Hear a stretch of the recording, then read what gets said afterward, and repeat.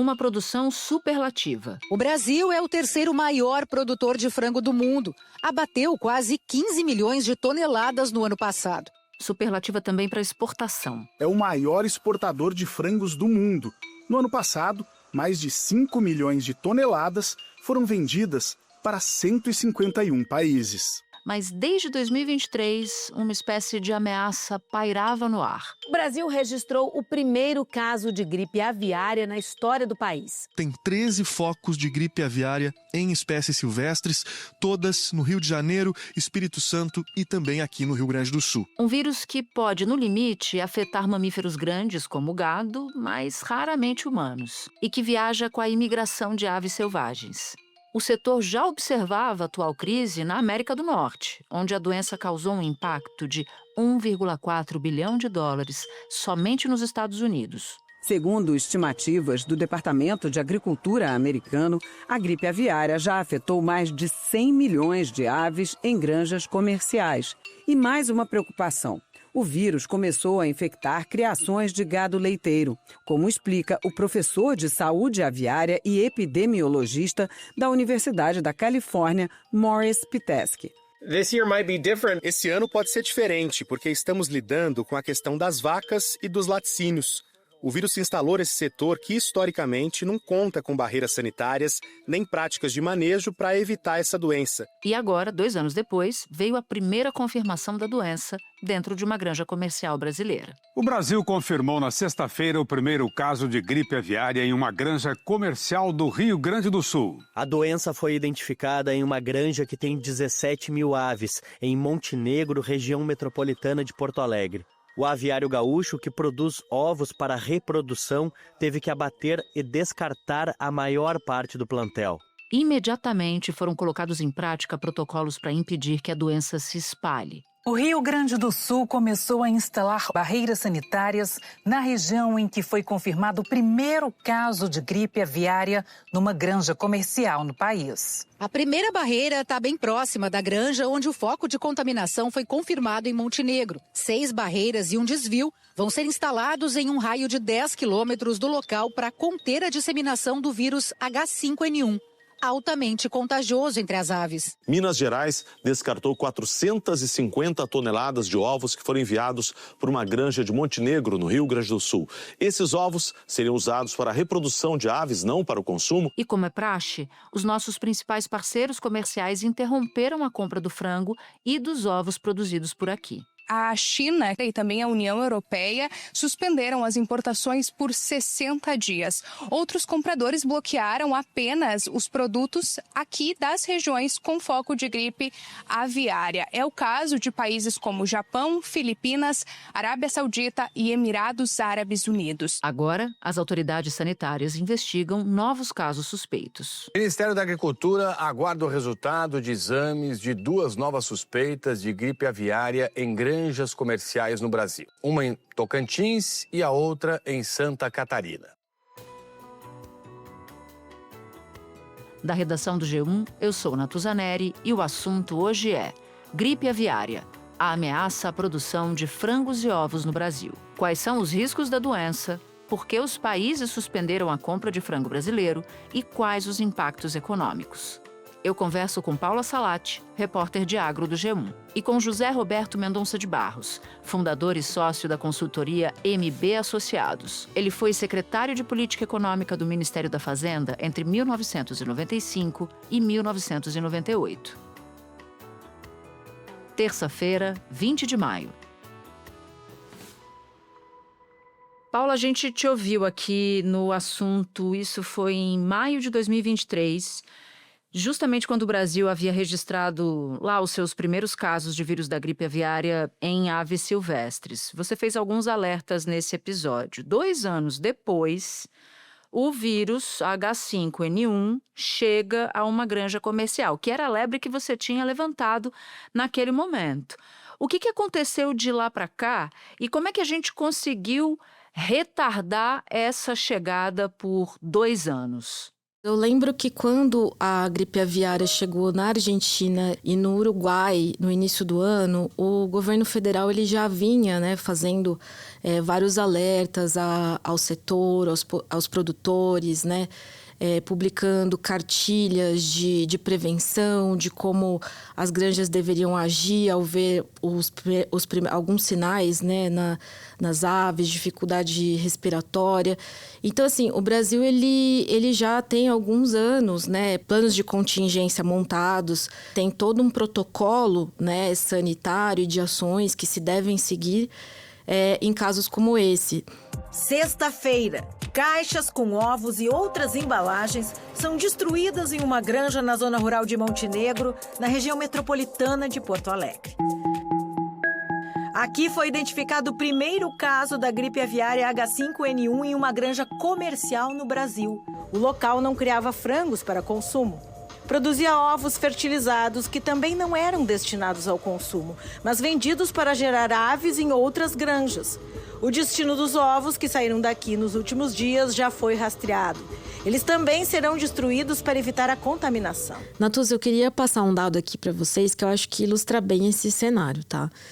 Desde o primeiro registro da gripe aviária, lá no dia 15 de maio de 2023, o Ministério da Agricultura investigou 2.883 casos suspeitos de síndrome respiratória nervosa, que pode incluir tanto a gripe aviária como outras doenças. Então, assim, desses casos, apenas 5% foram confirmados como gripe aviária. E a grande maioria deles aconteceu em ave silvestre. Só agora, né, em maio de 2025, que a gente teve o primeiro caso em uma granja comercial lá em Montenegro. E eu estava me lembrando que, se eu não me engano, eu também comentei isso no podcast, no primeiro podcast que a gente fez sobre gripe aviária, que naquela época, em maio de 2023, a gente tentou fazer uma reportagem numa granja no interior de São Paulo. E a gente não conseguiu fazer porque naquele momento, mesmo só tendo atingido ave silvestre, já não poderia mais entrar nas granjas. As granjas já estavam muito restritas, né? Porque num caso como esse, você tem que reduzir assim, a entrada de pessoas e veículos, né? A não ser que for estritamente necessário nesses locais. Naquele momento também se restringiu as feiras ao ar livre, os torneios, né? E esse ano também, todos esses tipos de eventos que tem aglomeração de aves, também eles já estavam proibidos de acontecer. Então, só para eu entender, de todos esses casos suspeitos e esses 100 e poucos que foram confirmados, o mundo não se fechou para a ave brasileira porque esses casos haviam se dado ou em animais silvestres ou em aves domésticas, né, de uso doméstico. A coisa fica séria, então, é quando se tem um caso confirmado numa granja comercial, certo? Certo. E aí eu queria te pedir para que você, então, nos conte o caso dessa granja em Montenegro, no Rio Grande do Sul. O que se sabe sobre esse caso? Bom, Natuz, o que se sabe até agora é que é uma granja de médio porte que tinha 17 mil aves. Algumas morreram de gripe aviária e aí, com a confirmação da doença, todas tiveram que ser abatidas. É uma granja que ela produz galinhas matrizes, que são galinhas que produzem ovos férteis para serem comercializados para outras granjas, enfim. E assim, a partir do momento que foi detectado, que foi confirmado, né, um caso de gripe aviária, se faz uma medição, né, de um raio de 10 quilômetros em torno dessa área e a partir daí vão se tomando uma série de medidas, né? E a gente acompanhou mais cedo o ministro da Agricultura, Carlos Fávaro.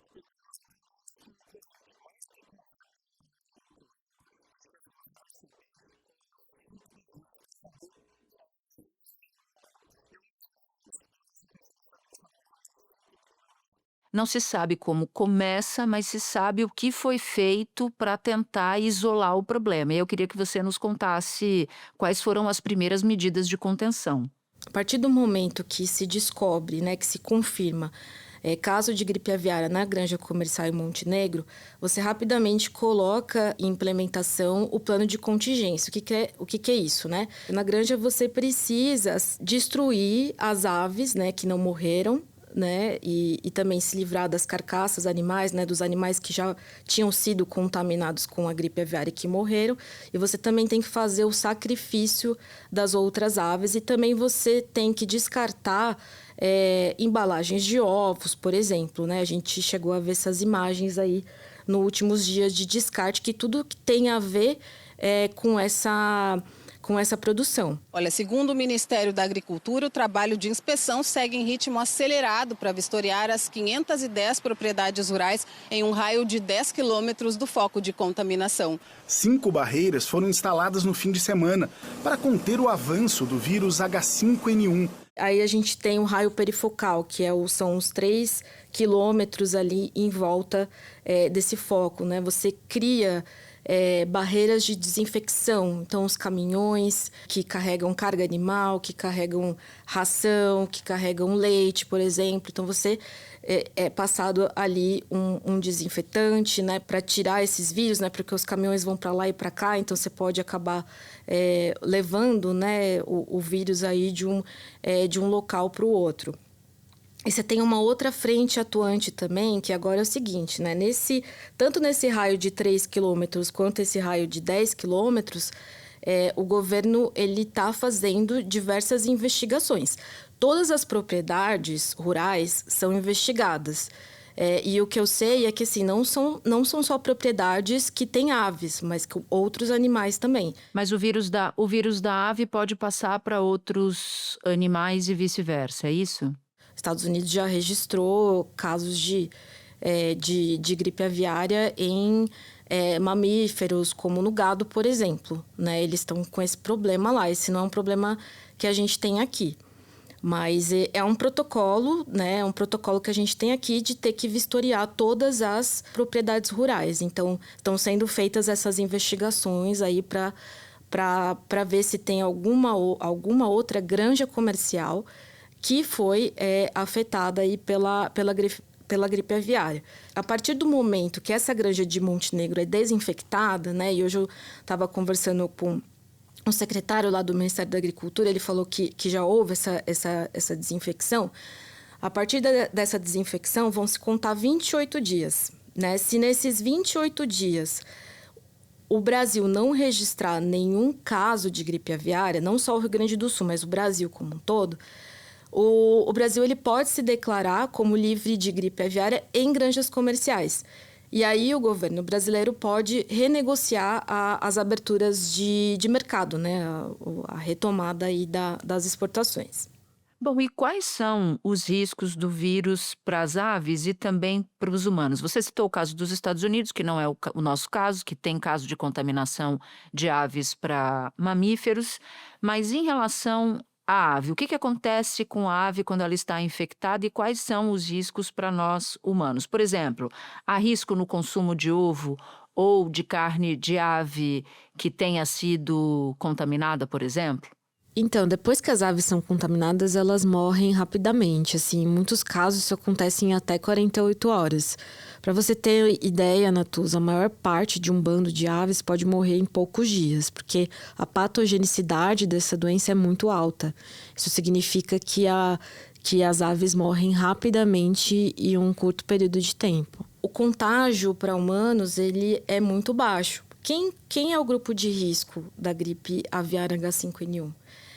É a pessoa que trabalha diretamente ali na granja, né, que está em contato diretamente com essas aves e de forma desprotegida. Como é que a ave transmite a gripe aviária para uma pessoa que está ali na granja? Através da secreção respiratória, né? O vírus ele está presente nessa secreção respiratória, ocular, enfim.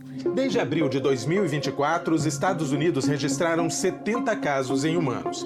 A professora de epidemiologia da Universidade Johns Hopkins diz que não há com o que se preocupar por enquanto, mas reforça a importância da adoção de medidas sanitárias eficazes, porque o vírus da gripe aviária pode sofrer mutações. A transmissão entre humanos já seria motivo para chegar a um nível de preocupação mais alto. A gripe aviária ela não se passa, até hoje não se tem evidência científica de que ela passa de um humano para humano, tá? Então, eu acho que esse é um ponto também que é importante frisar. Outro ponto que eu acho importante também falar é que, assim, o frango, o ovo que está sendo vendido no mercado hoje no Brasil, ele não veio de uma granja que está com gripe aviária. Como é que a gente sabe? Porque o único foco que a gente teve hoje no Brasil de gripe aviária foi ali em Montenegro. E essas aves, elas já morreram, né? Elas já foram sacrificadas e toda a atividade daquele raio de 10 quilômetros que eu falei, eles estão paralisados. Então, não está saindo produto de lá. E os produtos que saíram, eles também estão sendo rastreados para serem destruídos. Bom, se a ciência até o momento diz que não há risco para consumo, por que é tão automático um país parar de comprar no primeiro caso que se identifica? Como é que funciona essa coreografia internacional de países que compram carne de aves? Inclusive, hoje cedo eu também estava conversando com o secretário do MAPA, ele estava me explicando que a Organização Mundial de Saúde Animal, ela tem um protocolo que é o seguinte, né? A partir do momento que se detecta gripe aviária em uma granja comercial, se faz uma medição, né, daquele raio de 10 quilômetros em volta do foco e não se exporta, não se vende nada daquele raio. O que acontece é que nos acordos bilaterais, cada país, cada bloco econômico, como a União Europeia, eles vão seguir essa regra ou eles vão deixar essas regras, vão restringir, né? Por exemplo, a China, ela tem uma regra de que ela bloqueia a importação de todo o produto, todo o frango, nesse caso, que vem de de todos os estados brasileiros. A notícia interferiu diretamente nas exportações de carne de frango. As compras foram totalmente suspensas automaticamente pela União Europeia, China e África do Sul, de acordo com o protocolo sanitário estabelecido previamente. A China é o país que mais compra carne de frango brasileira. Só no mês passado foram quase 52 mil toneladas. Outros 9 países comunicaram a suspensão no Brasil todo. 8 países restringiram as importações, suspendendo a compra de carne de frango do estado do Rio Grande do Sul ou da região onde a gripe aviária foi registrada. Então, isso é negociado caso a caso, né? A gente tem o Japão, por exemplo, que ele tem um acordo com o Brasil onde ele restringe somente o município, né? Então, nesse momento, o Japão não está comprando nenhum frango que vem do município de Montenegro.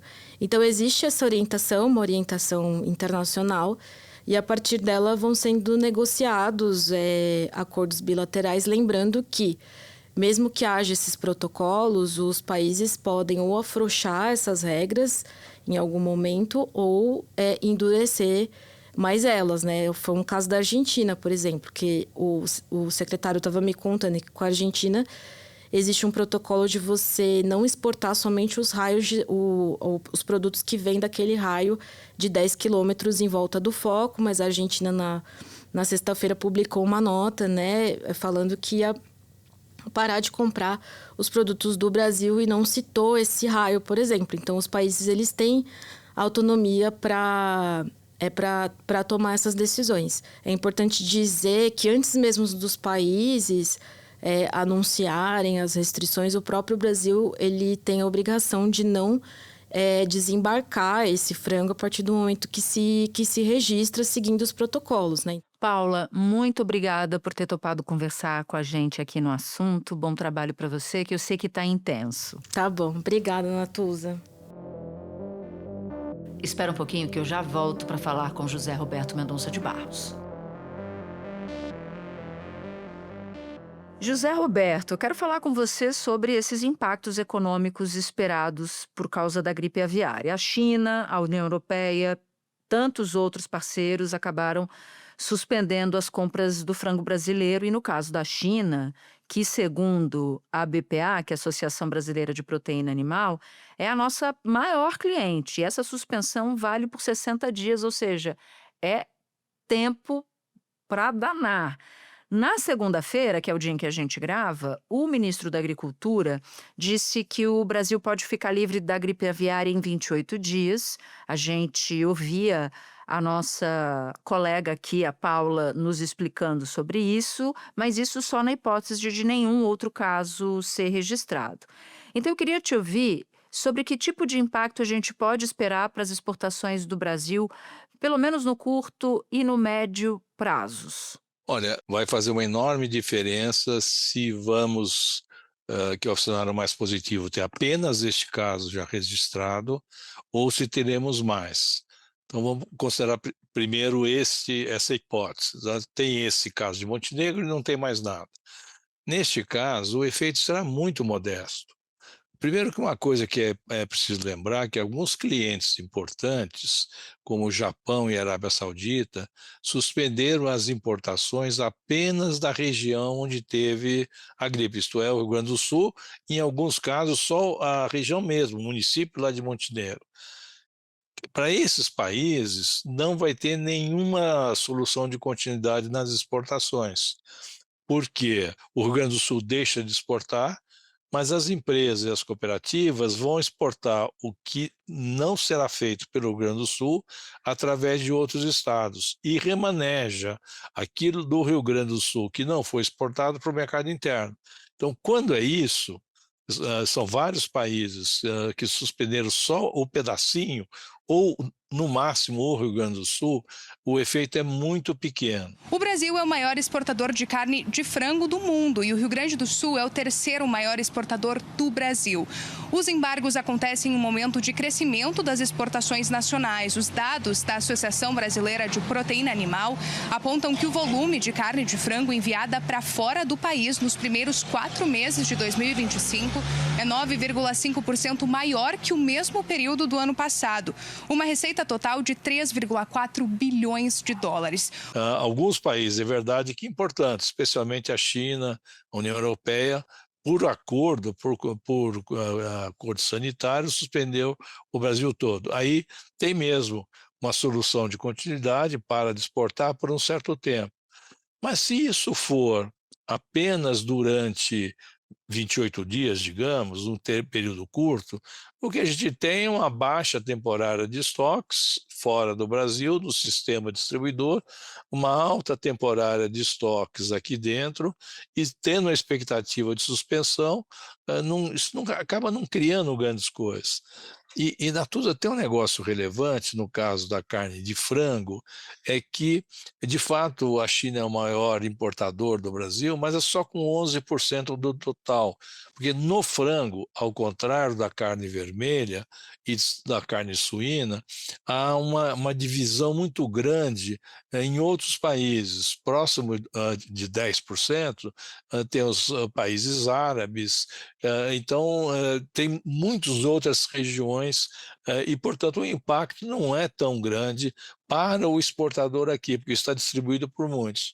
Bom, e se o pior acontecer e tivermos notícias de outros focos da doença em outras granjas para além de Montenegro? Qual é o cenário, ou qual seria o cenário que nós veríamos? Bom, aí a gente seria afetado um volume maior, mas ainda assim, eu volto a dizer, não me parece que vai ser uma coisa grande, porque o Brasil é o único país grande na produção de aves que nunca teve em plantel comercial a gripe aviária. Então, mesmo que sejam mais 1, 2 ou 3, isso ainda é pouco quando você compara. Lá nos Estados Unidos deu aquela crise dos ovos, porque nessa altura mais de 150 milhões de aves tiveram que ser sacrificadas. Aqui é muito pouco. Neste caso, o que vai acontecer é que quem vai se beneficiar é o consumidor brasileiro, né? Porque aquilo que não poderá ser exportado, em parte poderá ser destinado ao mercado interno, aumenta a oferta no mercado interno, os preços devem cair. Se for o normal que se pudesse imaginar, de ter só 2 ou 3 casos a mais, O efeito ainda é modesto no conjunto, inclusive pela reputação que nós acumulamos. Você vê, o Japão é reconhecidamente um país de extrema cautela com a qualidade da alimentação que importa.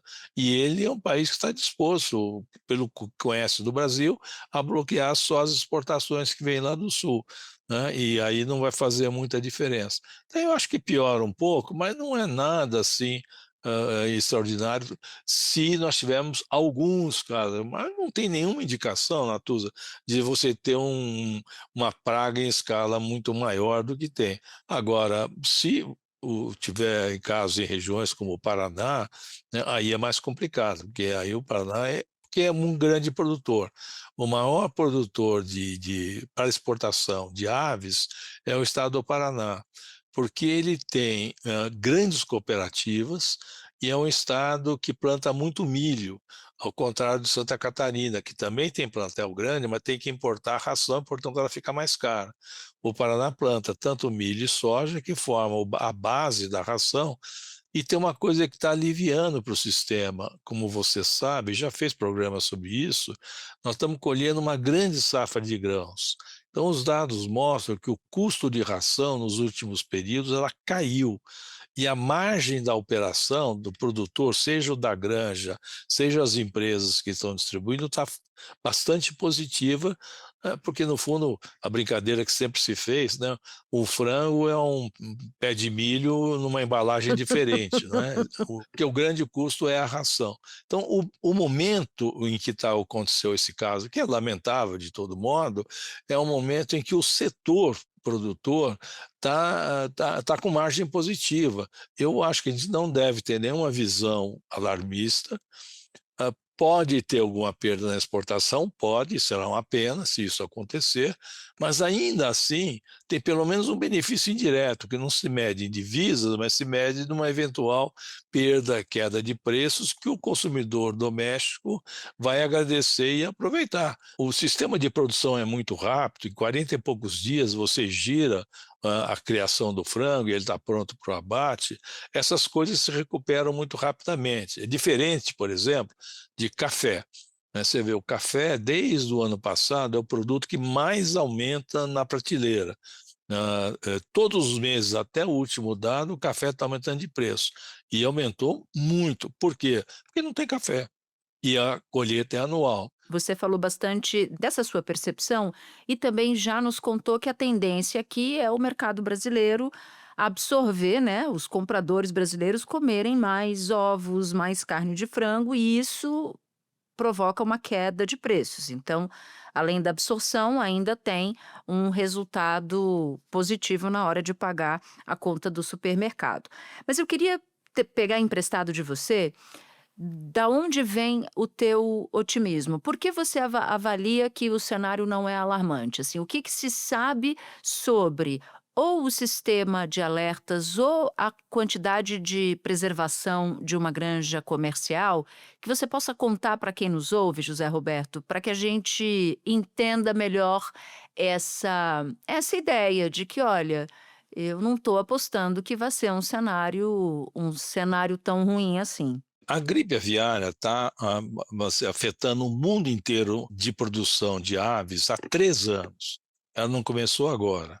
Já faz tempo que ela tem. Nesse período, ela saiu da China, da Ásia, espalhou para a Europa, chegou nos Estados Unidos.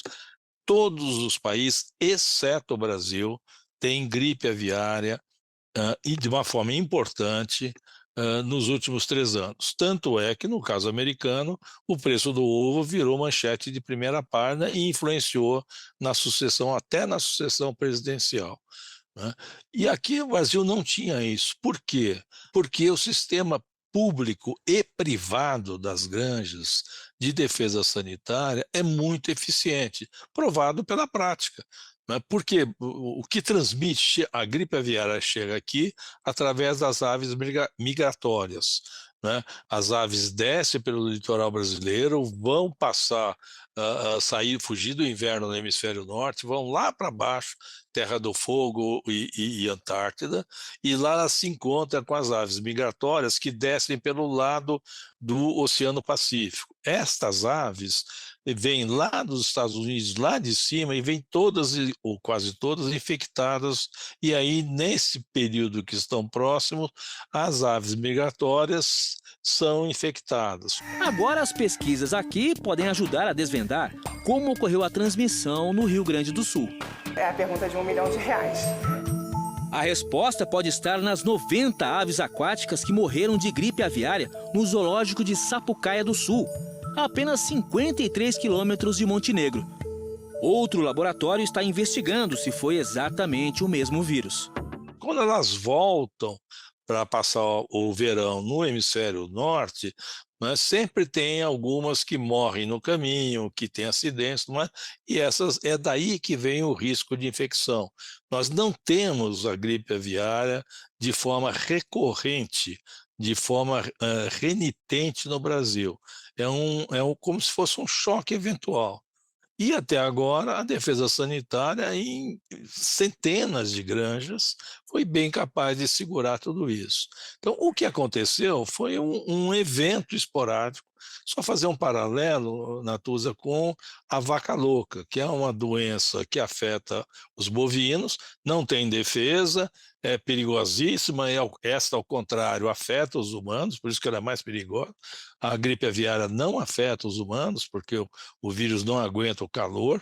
E o que aconteceu no passado foi uma vez no Paraná e uma vez no Mato Grosso, acho que do Sul, não me lembro qual dos dois estados, teve um caso, foi um auê igual ao que está acontecendo agora, para a exportação de carne vermelha, o que pode ser, até que se comprovou. Como nós não temos essa doença no Brasil, porque nós criamos o gado a pasto, basicamente, né, e isso vem de resíduos de alimentação animal, né, passou um tempo, voltou à normalidade. Hoje ninguém lembra que tem isso. Eu me lembro, eu fiz a cobertura, eu era setorista, cobria o Ministério da Agricultura nessa época. Foi uma loucura essa cobertura, porque foi um grau de apreensão que eu nunca tinha visto. Porque essa doença é muito perigosa mesmo. Uhum. Agora, demorou também para suspenderem os embargos das carnes, né? Na época aconteceu a mesma coisa. Muitos países foram em cadeia dizendo não vamos comprar, e para retomar a compra demorou. Pois é, mas isso também melhorou de lá para cá, exatamente pelo problema que você mencionou, por conta das dificuldades no comércio e no abastecimento dos países importadores, né? Desde episódios como esse, os protocolos avançaram, número um. Né, são muito mais, e tem acordos específicos. Por exemplo, o Brasil tem protocolo com a China. Não precisou a China suspender a importação brasileira. O protocolo, automaticamente, quando apareceu a notícia, já travou. Né? E esse protocolo nós temos com alguns países, a China, o México, não temos com todos. Então, esses protocolos estão mais avançados. Tanto é, eu volto a dizer, um país extraordinariamente cuidadoso, como é o Japão, com a importação de alimentos, ele se contentou a dizer, olha, é a região da granja, o resto pode exportar para cá que não tem problema. Então, tem uma confiabilidade nesse sistema que está sendo posto em prática agora. E no final, Natuza, vamos supor o caso mais otimista, não acontece mais caso nenhum. O nosso sistema vai sair fortalecido, porque terá passado por um teste de estresse enorme. Né? E pode até terminar melhor do que começou. Para terminar, José Roberto, eu queria te ouvir sobre um ponto que talvez quem acompanhe o assunto, mas não acompanhe diariamente as notícias sobre agro, possa ter essa dúvida. Bom, mas nesse caso de Montenegro, foi detectado, foi anunciado, rapidamente os animais foram sacrificados e o caso foi isolado.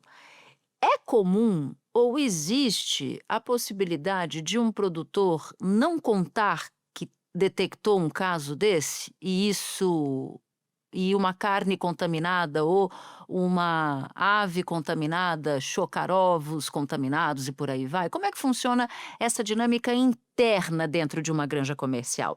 Por que que o sistema é um sistema confiável? O setor produtor comercial, eu não estou falando de criação pequena de fundo de quintal, porque aí tem um pouco de tudo, né?